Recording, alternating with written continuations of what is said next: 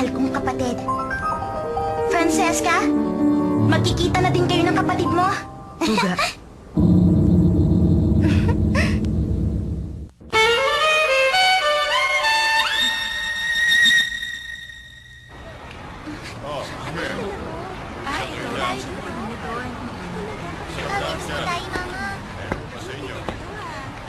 Ay, siguro naman, nakumpleto ko na to lahat. Talaga namang si Prinsesa at si Ate ang daming inuutos sa akin. Hoy, bata! Huh? Huh? Papunta ako dito. Samahan mo ako. Ah, Ano, bakit ka nakatunga nga dyan? sige. Huh? Papunta to kay Prinsesa. Mabuti naman. Alam mo pala ang lugar na yan. Huwag mong sabihin, isa na naman ito sa gustong pagtangkaan ng buhay ni Prinsesa. Pero hindi naman siguro dahil bata lang siya. Bakit pa tumutunga ka pa dyan? Samahan mo na nga ako ngayon din. Oo. 69, 70, 71, 72, 73, 74, Riza, 75, ilang push-up ba ang gagawin mo? 76, 77, 78, 79, 80, 81, 82, 83, 84, 85, 86, 87, 88, 89, 90, 91, 92. Ay, imposibleng gawin to na mag-isa. Dapat magpatulong ako kay Hiro sa pagputol ng damo. Andito na ako. Good timing naman. Huh? May bisita tayo? Excuse me, gagawa na ako ng tsaa. Prinsesa, may bisita po kayo. Bisita? Ako bang hinahanap nila? Mahal kong kapatid! Si Sherwood pala. Si Sherwood daw? Kapatid ng prinsesa! Matagal na tayo hindi nakita. Kapatid ng Prinsesa? Akala ko kung sino lang siya. Hoy! Huh? Miyembro ka ba ng royal family? Ano kung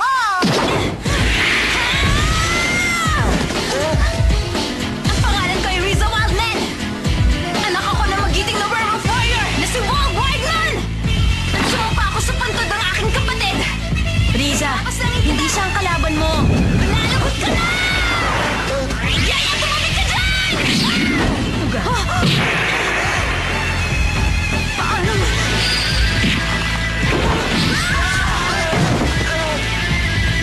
Lisa, ang bigat mo! Sor! Isa palang gynard si Yaya!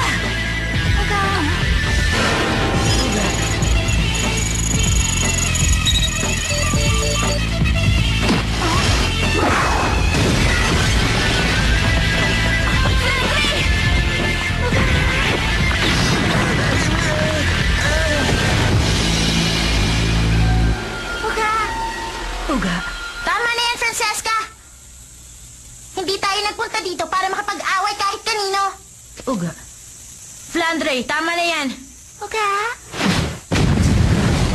Mahal kong kapatid, pasensya na sa kaguluhan.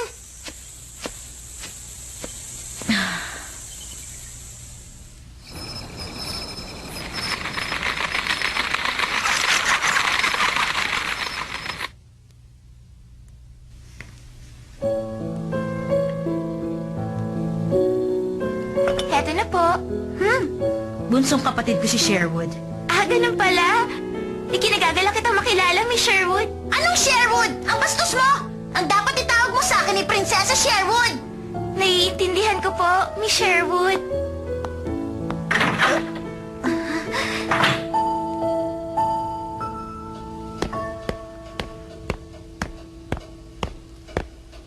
Asar! Ang batang yun! Hindi ba talaga siya may kasalanan? Hindi ko na talaga matiis! Ate Riza, Ano yun? maraming kapatid ng Prinsesa, hindi ba? Paano ko naman malalaman yun? Ano, Sherwood? Hindi ka naman nagpunta dito para lang uminom ng tsaa, hindi ba? Ano ba talaga ang pakay mo sa akin? Sa tingin ko naman ay alam na alam mo ang magulong sitwasyon nating mga miyembro ng royal family. Siyempre, alam kong sitwasyon natin. Tayo Tayong miyembro ng royal family ay dapat iligpit ang isa't isa. Kung sino ang matitirang buhay, siya ang magmamana ng trono. Pero hindi naman ako nagpunta dito ngayon para makipag-away sa'yo. Talaga? Ano pala ang sadya mo dito? Nandito ako para mag-alok ng alyansa sa'yo, kapatid ko. Isang alyansa? Tayong mga anak ng royal family ay marahas ang hinaharap na kapalaran. At ang tanging paraan upang tayong dalawa ay mabuhay ay gumawa ng alyansa. Ganun pala. Papayag ka ba, kapatid ko? Kung magtutulungan tayong dalawa, kaya nating depensahan ang ating sarili sa pag-atake ng iba nating mga kapatid. Maganda rin ang naisip mo. Sa madaling salita, nagpunta ka rito para protektahan kita at balak mo rin akong paslangin kapag nakatalikod na ako. Tama ba ako? Kung ano man ang pinaplano mo, ang sagot ko sa'yo ay hindi. Ngayon umalis ka na. Hindi na kita gustong makita. Mahal kong kapatid! Plano mo ba kabanduhin nilang ang cute mong kapatid? Hindi ko inaakalang ganyan kakalamig sa akin. Kakayaan mo na lang bang ang cute mong kapatid ay paslangin ng ating mga kuya?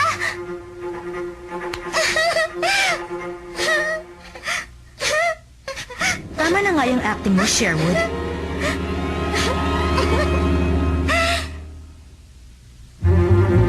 Kung gano'n, ang ating negosasyon ay tapos na. Kapatid ko, ibig sabihin tayo ay magkaaway ng muli. Ganyan naman talaga ang ating kapalaran.